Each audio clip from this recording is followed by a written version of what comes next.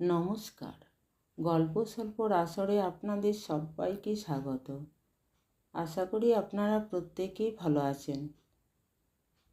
আজ আমি আপনাদের বিভূতিভূষণ বন্দ্যোপাধ্যায় লেখা একটি গল্প পাঠ করে শোনাব। গল্পের নাম প্রত্যাবর্তন। কাকিমা তাহাকে গবাক্ষ বলিয়াই ডাকিতেন। গোবিন্দ নামটি উচ্চারণ করিতে তাহার নাকি কষ্ট হইত, তাই তিনি শব্দটিকে সরল করিয়া লইয়াছিলেন। তিনি প্রায়ই বলিতেন, কি বিদঘুটে নাম বাপু, বেছে বেছে নাম রেখেছেন গোবিন্দ। উচ্চারণ করতে মুখ ব্যথা হয়ে যায়। ভেবেছেন ওই নামে ডেকে বুঝি ভবনদী পার হয়ে যাবেন। মরে যায় আশা দেখে। আর মাস্টারেরা তাহার নাম দিয়াছিলেন গোবরা। কেননা বুদ্ধি বলিয়াই নাকি কোনো পদার্থ হতভাগার মাথায় ছিল না। তাহার সারা মাথাটি নাকি গোবরে ভরিয়াছিল। মাস্টারদের শিক্ষাগুণে আর সকলেই তাহাকে গোবরা বলিতে শিখিয়াছিল।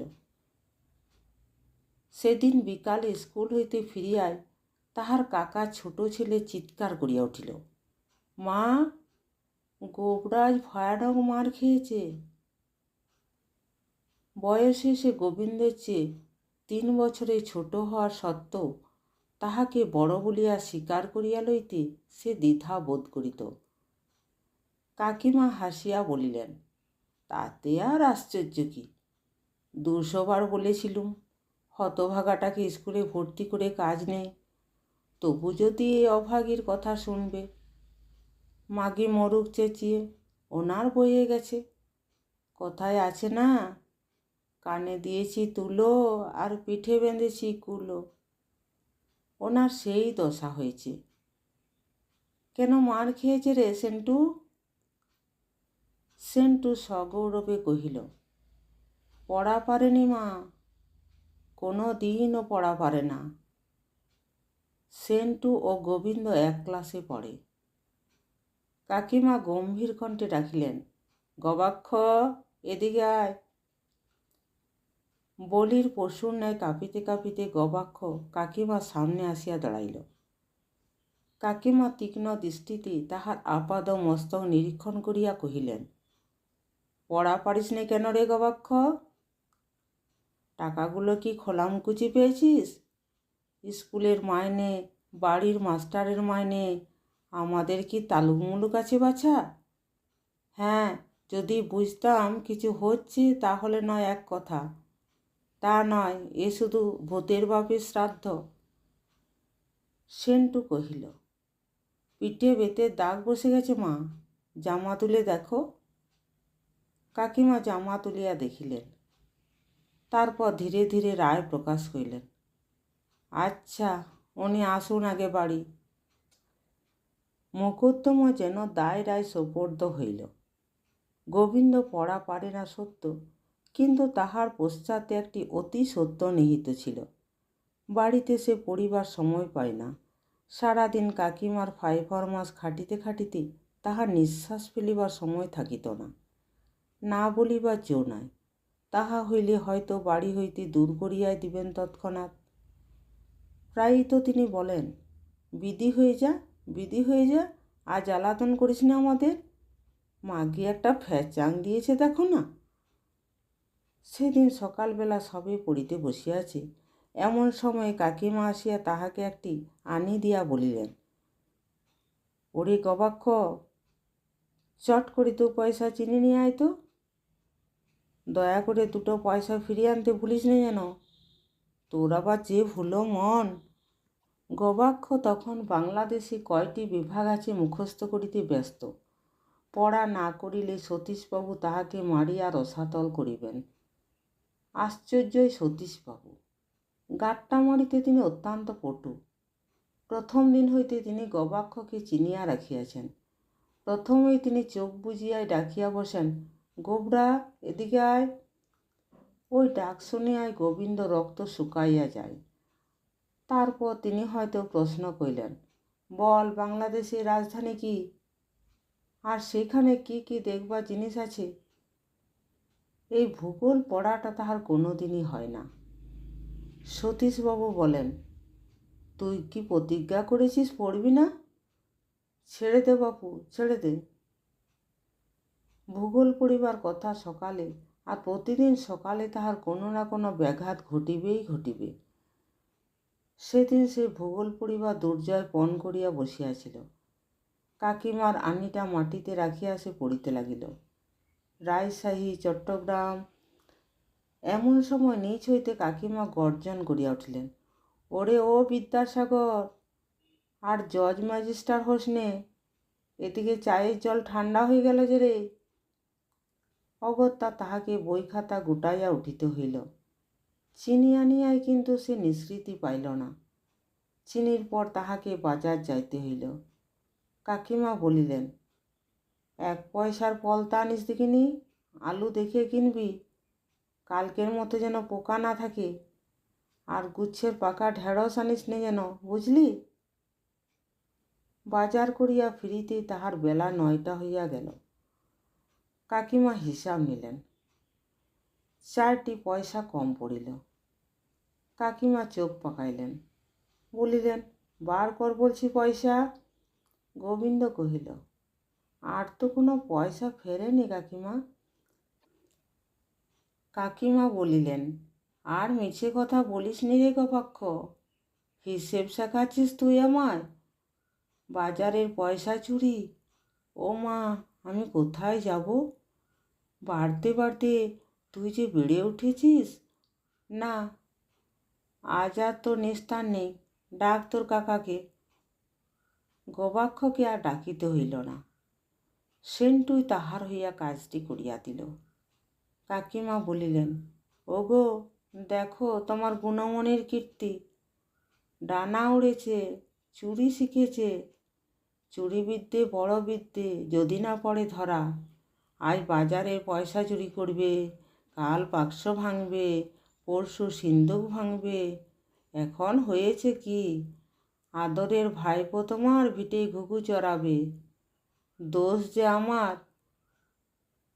কাকা নিজে হিসাব লইলেন, তথাপি সেই 4টি পয়সা কম পড়িল। শত চেষ্টা করিয়াও গোবিন্দ ওই 4টি পয়সার হিসাব দিতে পারিল না। সহ্যেরও একটা সীমা আছে। কাকা সহ্য করিয়া করিয়া সেই চরম সীমায় সেদিন পৌঁছিলেন। তিনি অকস্মাৎ মুহূর্তের মধ্যে অতিরিক্ত রাগিয়া উঠিলেন। তিনি উকিল, আজ দীর্ঘ 12 বছর ধরিয়া স্থিরভাবে ছোট আদালতে প্র্যাকটিস করিয়াছেন। চুরি জিনিসটার উপর তাহার দৃষ্টি সচরাচর সহজে নিবদ্ধ হয়। তিনি গোবিন্দকে গুটি কয়েক জেরা করিয়া সাব্যস্ত করিলেন। সে পয়সা 4টি আত্মসাৎ করিয়াছে, তাহাতে কোনো সন্দেহ নাই। রাগিলে তিনি ভীষণ হইয়া ওঠেন। তিনি বলিলেন, দেখি তো ট্যাগ। অগত্যা তাহার ট্যাগ দেখা হইল, কিন্তু পয়সা সেখানে পাওয়া গেল না। তখন কাকিমা হাসিয়া বলিলেন, এই বুদ্ধি নিয়ে তুমি ওকালতি করো। বলিহারি যায়, ও এত বোকা যে পয়সা তোমার জন্য ট্যাগে রেখে দেবে না? কথা শেষে তিনি হাসিলেন। কাকা আরও জ্বলিয়া উঠিলেন। দুমদাম করিয়া তাহাকে প্রহার শুরু করিয়া দিলেন। কাকার নিকট গোবিন্দই প্রথম মার খাইল। কাকাই যে এতদিন তাহাকে সুনজরে দেখিতেন, আজ তিনিও তাহার প্রতি বিরূপ হইলেন। তিনি চিৎকার করিলেন, হারামজাদার জন্যে 200 দিন আমায় কথা শুনতে হবে? দূর হয়ে যা, দূর হয়ে যা। দুধ কলা দিয়ে আমি যেন কালসাপ পুষেছি, দূর করে দিয়ে তবেই ছাড়ব। চিৎকার করিতে করিতে তিনি অবিশ্রান্ত প্রহার করিতে লাগিলেন। কাকিমা বকিয়া চলিলেন, দোষ দাও যে আমায়, দেখো এবার ভাইপোর গুণ। গোড়াতেই আমি বলেছিলুম, ওসব ঝঞ্ঝাট পুষো না। তখন যদি দাসীবান্দির কথা শোনো। মনে রেখো, গরিবের কথা বাসি হলে খাটে। পরিশেষে কাকা প্রহার করিতে করিতে ক্লান্ত হইয়া পড়িলেন। গোবিন্দ কিন্তু কাঁদিল না। মারিয়া কাটিয়া ফেলিলেও গোবিন্দ নাকি কাঁদে না। ইহা তাহার ছেলেবেলাকার অভ্যাস। তথাপি সেদিন কিন্তু তাহার মনটা বড় বিষণ্ণ হইয়া গেল। কলিকাতা তাহার নিকট ভালো লাগে না। প্রথম যেদিন তাহার বিধবা মা তাহার কাকাকে কহিলেন, ঠাকুরপো, এখানে বসে থেকে থেকে তো গোবিন্দ দিন দিন গোল্লায় যাচ্ছে। তুমি যদি নিয়ে যাও তোমার ওখানে, তাহলে ভারী ভালো হয় ভাই। তোমার সেন্টুমেন্টুর সঙ্গে ও একটু তাহলে পড়তে পারে, নইলে ওকে এই এতটুকু বয়সেই লেখাপড়া ছাড়তে হবে। কি করব বলো, পেটে খেতে পায় না, তার আবার ছেলেকে বোর্ডিংয়ে রেখে লেখাপড়া শেখাবো? তবে তুমি যদি দয়া করো তো আলাদা কথা। কাকা রাজি হইয়া গেলেন। গোবিন্দ যেন সেদিন হাতে স্বর্গ পাইল। কলিকাতা তাহার শিশুকালের স্বপ্ন। এই তীর্থস্থান দেখিবার জন্য শিশুকাল হইতে তাহার মনে অদম্য পিপাসা জাগিয়াছে। সেই স্বপ্ন তাহার সফল হইবে, বেশ মনে আছে। সেদিন সে যেন হাওয়ায় হাওয়ায় ভাসিয়া বেড়াইয়াছিল। সারাদিন গ্রামময় ঘুরিয়া ঘুরিয়া তাহার পর সৌভাগ্যের কথা ঘোষণা করিয়া মরিয়াছিল। নিঃশব্দে মধ্যাহ্নে ছিপ হাতে সোনাদিঘির পাড়ে বসিয়া মাছ ধরিতে ধরিতে তাহার সেই কলিকাতার কথা মনে পড়িল। সেই বুড়ো ফণিমনসার গাছটি তাহার নিকট হইতে অতি সুন্দর বলিয়া বোধ হইল। তাহাকে যেন নূতন করিয়া রঙিন কাচের মধ্য দিয়া দেখিতে লাগিল। দিঘির ধারে অসংখ্য তালগাছ স্থির হইয়া দাঁড়াইয়াছিল। বাতাস যেন বন্ধ হইয়া গিয়াছিল। জলের উপর একটি স্পন্দন পর্যন্ত ছিল না। ওপাশে সারি বাঁধিয়া পদ্ম ফুটিয়াছিল। পদ্মের পাতায় দিঘির কালো জল ঢাকিয়া গিয়াছিল। দিঘির ধার দিয়া দুটি পাতিহাঁস পাশাপাশি সাঁতার কাটিয়া চলিয়াছিল। দূরে একটি কাঠঠোকরা অবিরত ঠকঠক করিয়া মাথা খুঁড়িয়া মরিতেছিল।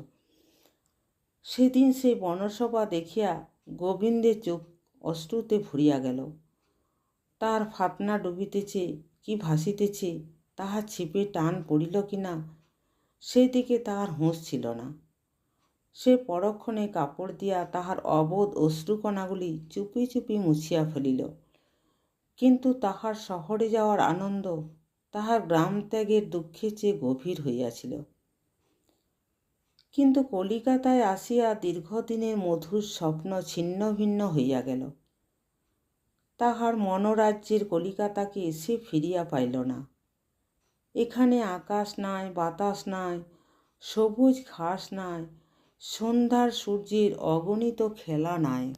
এখানে মানুষ মানুষকে ভালোবাসে না, মানুষ মানুষকে হিংসা করে, ঘৃণা করে। এখানে আছে কেবল পর পর।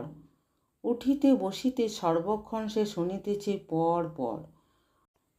পড়ার যুবকাষ্ঠে এখানকার সকলেই বলি প্রদত্ত। এখানকার পাঁচিল ঘেরা ক্ষুদ্র পরিসর গৃহকোণে পড়িয়া থাকিয়া বন্দি জীবন কাটাইতে সে সহসা হাঁপাইয়া উঠিয়াছিল। ছুটাছুটি করিয়া খেলিয়া বেড়াইবার স্থান এখানে নাই। কলিকাতা তাহার নিকট কারাগার বোধ হইল। সেদিন স্কুলে গিয়া সে তলাইয়া তলাইয়া অতীতকে দেখিতে লাগিল। সকলেই তাহাকে দূর করিবার জন্য উন্মুখ। এখানে তাহার ঠাঁই নাই। কিন্তু সে পয়সা চুরি করে নাই। আলুওয়ালায় তাহাকে ঠকাইয়া 4টি পয়সা লইয়াছে। তাহার স্পষ্টবাদী কাকিমার কাছে এই মারাত্মক সত্য স্বীকার করিতে তাহার সাহস হয় নাই। তাই তাহাকে মিথ্যা মার খাইতে হইল। তারপর স্কুলে সতীশবাবু প্রশ্ন করিলেন, বাংলাদেশে কটা জেলা? গোবিন্দের মুখে কোনো কথা সরিল না। ইতিমধ্যে সে তাহার পাঠ রীতিমতো ভুলিয়া গিয়াছে। ভূগোল তাহার চক্ষুর সম্মুখে ঘুরিতে লাগিল। তাহার ফলস্বরূপ সতীশবাবু তাহার পিঠে দাগ বসাইয়া দিতে ভোলেন নাই। গোবিন্দকে তিনি গাঁটটা মারিয়া মারিয়া কাহিল হইয়া গিয়াছিলেন। সে কাঁদে নাই। অগত্যা তিনি সেদিন তাহার বিখ্যাত গাঁটটার পরিবর্তে ম্যাপে দেখাইবার লাঠিটা ব্যবহার করিলেন। আরও বলিলেন, ছেড়ে দে বাবা, আমাদের ছেড়ে দে, দেশে গিয়ে চাষবাস করগে। বাড়িতে ফিরিতে কাকিমা তাকে আপ্যায়িত করিলেন। মানিক আমার, সোনা আমার, এসো, লিখে পড়ে এসেছ, এক বাটি দুধ খাও। সে প্রথম গোবিন্দ প্রতিবাদ করিয়া বলিল, না, আমি খাব না। কাকিমা বলিলেন, ও বাবা, কুলোপনা চক্কর, না খাবি তোমার ভারী বয়ে গেছে, আমার 7বার গরজ। কাকিমা সাদিলেন না, গোবিন্দ খাইতে চাহিল না। সে চুপি চুপি চিলকুটিতে উঠিয়া গেল। চারদিক নিস্তব্ধ, সন্ধ্যা তখন ঘনীভূত হইয়াছিল। মাথার উপর নক্ষত্রখচিত নীল আকাশ বিস্তৃত হইয়া পড়িয়া রহিল। আকাশের এক কোণে এক ফালি চাঁদ উঠিয়াছিল। তাহার পশ্চাতে একটি বৃহদাকার নক্ষত্র ধকধক করিয়া জ্বলিতেছিল। দক্ষিণের উতাস বাতাস ধীরে ধীরে বহিয়া যাইতেছিল। গোবিন্দর অনেক কথাই মনে পড়িল। ছেলেবেলা হইতে আরম্ভ করিয়া অনেক কাহিনী তাহার স্মৃতিসমুদ্র মন্থন করিয়া উঠিতে লাগিল। সুখ দুঃখ মিশ্রিত কত ক্ষণস্থায়ী দিনের মনোরম ইতিহাস। দূরান্তর হইতে সেই গ্রামের আহ্বান আসিয়া পৌঁছিতে লাগিল। সেই পাকা সোনার ধানক্ষেত, নিস্তব্ধ সোনাদিঘি, আশেপাশে তালের বন, সবুজ বাঁশের ঝাড়, হলদে পাতায় ভরা বনপথ, মর্মর শব্দ, হাস্যোজ্জ্বল শিমুল গাছ, চিক্কণ পত্রশোভিত তেঁতুল গাছ, সব কিছু মিলিয়া তাহার নিকট অপূর্ব শোভা ধারণ করিল। সেই যে প্রতিদিন পাঠশালা হইতে ফিরিবার সময় পথের ধারের কলকে ফুল হইতে মধু চুষিয়া খাইত, সেইটি যেন আজ তাহার নিকট বড় প্রয়োজনীয় বলিয়া বোধ হইল। তাহার সোনার দেশ, সোনার মাটি, ইচ্ছামতির ধীর কলধ্বনি, দু একখানি জেলে ডিঙি, সন্ধ্যায় কম্পমান জলের উপর সহস্র সূর্যমূর্তি, নিঃশব্দ প্রকৃতি তাহার নিকট বড় মধুর বোধ হইল। তাহার মার কথা মনে পড়িল। সেই স্নেহময়ী জননী দুঃখিনী কত আশা করিয়াই না তাহাকে শহরে পাঠাইয়াছিলেন। যদি তিনি ঘনাক্ষরেও জানিতেন শহর কি বিষাক্ত, কি বিশ্রী, কি বিষাদ। মার কথা মনে পড়িতে গোবিন্দ কাঁদিয়া ফেলিল। অশ্রু আর সে রোধ করিতে পারিল না। আজ তাহার জন্মদিন। ভাদ্র মাসে এক শুক্রবারে তাহার জন্ম। এই দিন মা তাহাকে পরমান্ন রাঁধিয়া দেন। খাইবার সময় তাহার সামনে প্রদীপ জ্বালিয়া দেন, শাঁখ বাজান। আজ তাহার জীবনের একটি বিশেষ দিন। ভাদ্র মাসের এই শেষ শুক্রবার। এই বৎসর তাহার জন্মদিন বৃথায় কাটিল। কতদিন সে তার মার সংবাদ পায় নাই। তিনি কেমন আছেন তাহা জানিবার জন্য তাহার মন সহসা ব্যাকুল হইয়া উঠিল। সন্ধ্যায় পড়িবার সময় তাহার অতিবাহিত হইতেছে। না, সে আজ পড়িতে যাইবে না। সেই তো ছোট ঘরখানিতে বসিয়া চিৎকার করিয়া উঠিতে হইবে। এতটুকু থামিবার অবকাশ নাই। তাহা হইলে মাস্টারের শাসনদণ্ড, সেই বিশ্রী ট্রান্সলেশন, সেই উৎকট গ্রামারের কসরত, এসব কিছু তার ভালো লাগে না। না, সে লেখাপড়া শিখিতে চায় না। এইরূপ কত কি আকাশ পাতাল ভাবিতে ভাবিতে কখন সে নিজের অজ্ঞাতসারে ঘুমাইয়া পড়িল। কতক্ষণ ঘুমাইয়াছিল তার হুঁশ নাই। সে স্বপ্ন দেখিল, সে যেন দেশে ফিরিয়া গিয়াছি। তাহার মা যেন বকিতেছেন, কেন এলি, বেশ তো ছিলি। তিনি জানেন না তো তাহার ছেলে কি সুখে আছে। জানিলে তিনি নিশ্চয় গোবিন্দকে এই মরুভূমিতে পাঠাইয়া চুপ করিয়া থাকিতে পারিতেন না। তাহার যখন ঘুম ভাঙিল তখন কত রাত্রি তাহা বুঝিতে পারিল না। কেবল এইটুকু বুঝিল রাত্রি গভীর হইয়াছে। সকলে যে যার গৃহে নিঃশব্দে পড়িয়া ঘুমাইতেছে। তাহাকে কেহই পড়িতে বা খাইতে ডাকে নাই, না কাকা না কাকি। এমন সময়ে নিকটের গির্জার ঘড়িতে সুর করিয়া 5টা বাজিয়া গেল। গোবিন্দ তাহার চক্ষু মুছিল। উহ, রাত্রি তো ভোর হলো প্রায়। এই 5টার পর 6টায় তাহাদের দেশের একটি ট্রেন আছে। বাড়ির কথা মনে পড়িতে সে সহসা উঠিয়া বসিল। না, সে আর এখানে থাকিবে না। সে এই 6টার গাড়িতে দেশে ফিরিয়া যাইবে। চুপি চুপি তাহার ছোট্ট ক্যাশবাক্সটি লইয়া বাহির হইয়া পড়িল। আসিবার সময় এই বাক্সটি তাহাকে তাহার মা দিয়াছিলেন। সে যখন বাড়ি পৌঁছিল তখন বেলা 10টা বাজিয়া গিয়াছিল। চারিদিকে খড় রৌদ্র পড়িয়াছিল। ভোরবেলা হয়তো এক পশলা বৃষ্টি হইয়াছিল। একটি রাখাল বালক বটের ঝুড়ি ধরিয়া নিবিড় আরামে দোল খাইতেছিল। পাশ দিয়া একটি গরুর গাড়ি চাকার শব্দ করিতে করিতে চলিয়া গেল। দুটি শালিক পাখি ডাকাডাকি করিয়া মাঠের উপর লুকোচুরি খেলিতে লাগিল। বাড়ি পৌঁছিয়া দেখিল তাহার মা উনানে আগুন দিতেছেন। ফুঁ দিয়া দিয়া তাহার চক্ষু জ্বালা করিতে লাগিল। অজস্রধারে অশ্রু ঝরিতে লাগিল। তিনি অকস্মাৎ গোবিন্দকে দেখিয়া অবাক হইয়া গেলেন। জিজ্ঞাসা করিলেন, কি রে, চলে এলি যে বড়? গোবিন্দ মার বুকের মধ্যে মাথা গুঁজিল। তারপর বলিল, তোমায় ছেড়ে আমি আর কখনো সেখানে যাব না।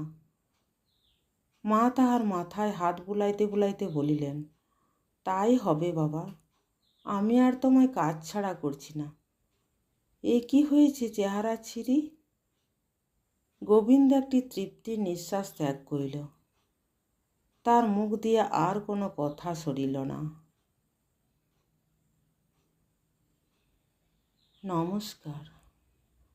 গল্পটি শুনে যদি ভালো লাগে চ্যানেলটিকে লাইক, শেয়ার এবং সাবস্ক্রাইব করতে ভুলবেন না।